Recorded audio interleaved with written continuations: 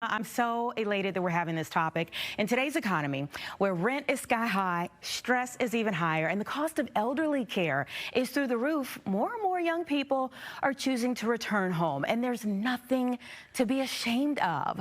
But there's a lot to talk about. So particularly a phenomenon called the stay-at-home daughter.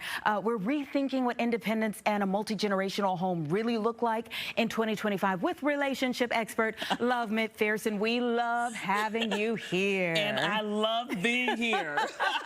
Call me back. Oh, absolutely. We will. We will. You don't have to worry about that. So let's hop in because there's a lot I want to cover here. My immediate response when I heard that we were going to be talking about this was, okay, why is it called stay-at-home daughter and not stay-at-home child? You know, because sometimes there's stigmas related to the boys, okay?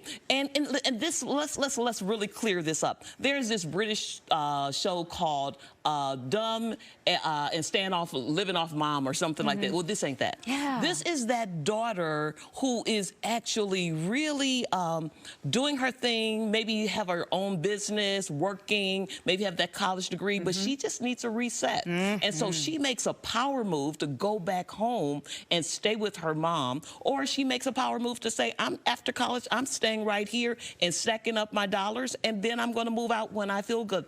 Or she decides, we're just going to multi-generational live. Yeah. And so it just depends on what are the needs of that family. And so what you laid out there seems more like strategy in terms of maybe just being smart about, you know, how you're starting off life, especially versus just happenstance. Oh, yeah. It is absolutely strategy. It is stacking your dollars. And you know what? It's not just a strategy for the girl or the daughter, but it can actually benefit the mom. It can be a win-win for the mom. And so with the win-win for the mom, what you'll see is that the mom benefits in a way where if she's elderly. Now, let me just be transparent.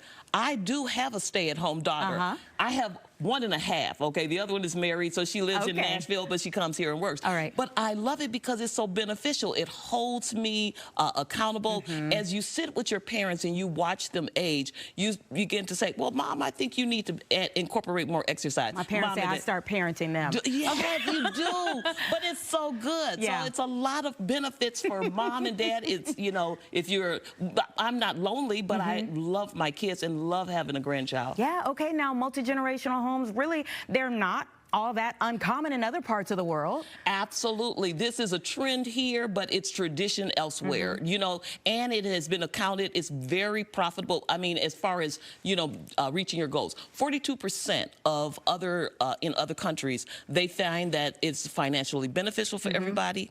We find that in Japan, it lowers their stress levels. In Italy, it reduces depression. In the children, they're more functional. It sustains the cultural identities and things like that. So it is really a benefit in a lot of countries. It has been beneficial. The multi-generational, you know, we're an individualistic society, but the communal society has actually, there are a lot of benefits to it. Yeah. I love the benefits. I love to be Gigi when I wake up and my daughter says, Mom, I'm trying to raise somebody's husband, so do not clap every time your grandson does something, because his wife is not going to be clapping every time he does something. Okay, our time is running out here, so I want you to touch on this. Is there an age limit on this, and what's the hardest aspect of making this work?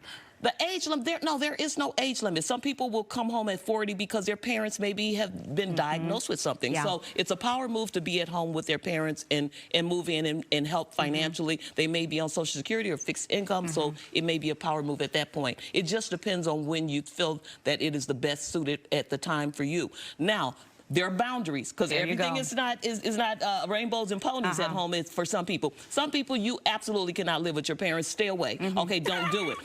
If you got a nosy parent who will not stay out of your business, stay away.